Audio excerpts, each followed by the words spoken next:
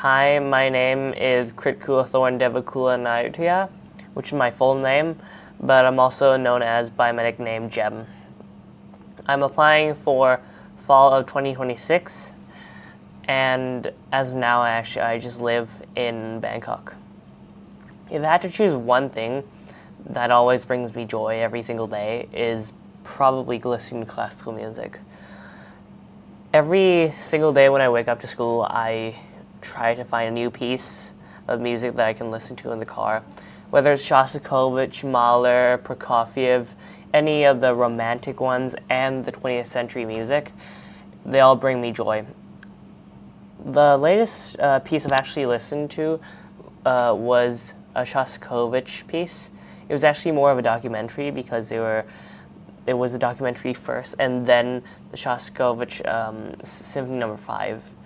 It was a great, insightful piece of recording, and it really helped me understand what music is and how music has so many different colors and tonalities. And every single day I try to find something new. I'm getting to know more about Mozart as well, but I'm still in the romantic and 20th century music. After I go to school, which I do meet my friends, my 4 best friends, that's actually one of the things that gives me joy as well. I arrive back at home after school around 4 p.m. and I get to have my favorite dishes every day. It's just my mom's cooking and my family's cooking that really brings me joy. Sometimes we have spaghetti and meatballs, or just simple bolognese, or just any pasta with meat. It's just a heartwarming dish that I really enjoy when I'm eating with my entire family, my brother, my mom, and my dad. After that, I as well sometimes just binge watch on the Flash videos, but I do try and get some reading in. Right now, as of now, I am reading The Lord of the Flies. It's a great book, and it really touches on natural order and laws of nature, and it's really insightful. So when I listen to classical music, it actually somehow helps stimulate my brain.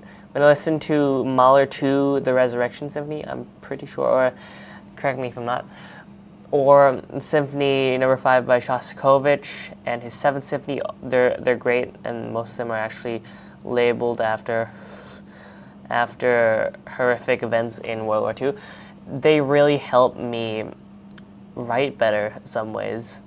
When I get English homework or when I just write for practice, I tend to listen to classical music, which really helps kind of expand my thinking capabilities. And it's great. It's just really helpful, as well as it's kind of led me to playing instruments. Since I've been listening to classical music, I've started to play the violin, and now I'm actually playing the piano, which has been a great joy.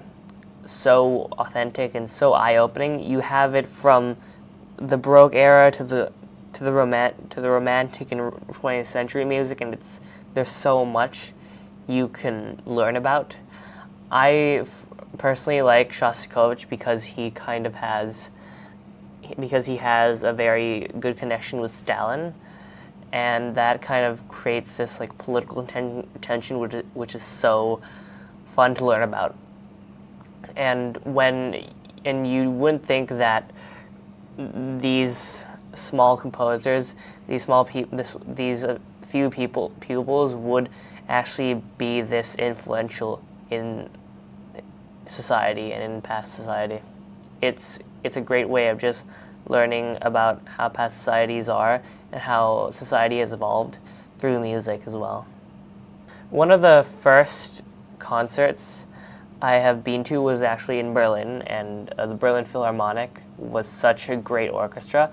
I was able to listen to the Mendelssohn Violin Concerto, which was one of the first pieces I've actually heard, and really changed my opinion in classical music.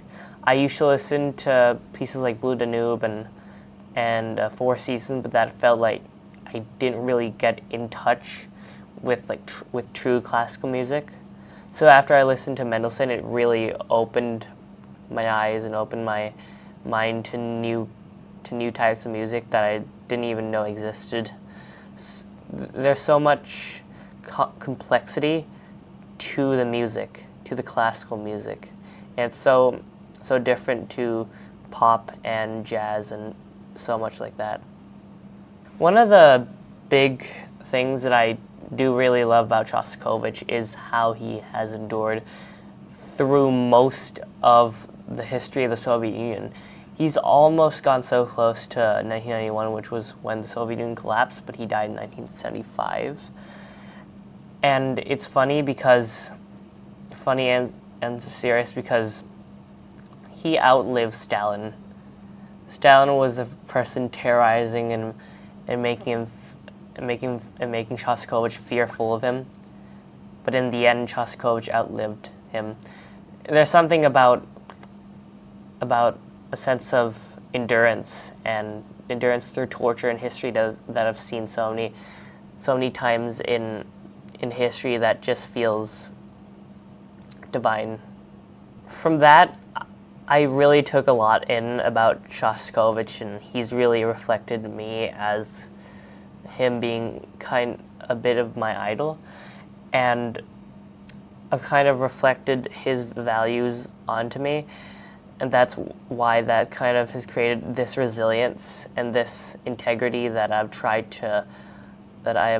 to continue throughout my life, even in challenging obstacles, which I have encountered so many times in school. I'm Jem, and I am applying for fall of 2026, and I'll be sure to meet you there in the US. Thank you.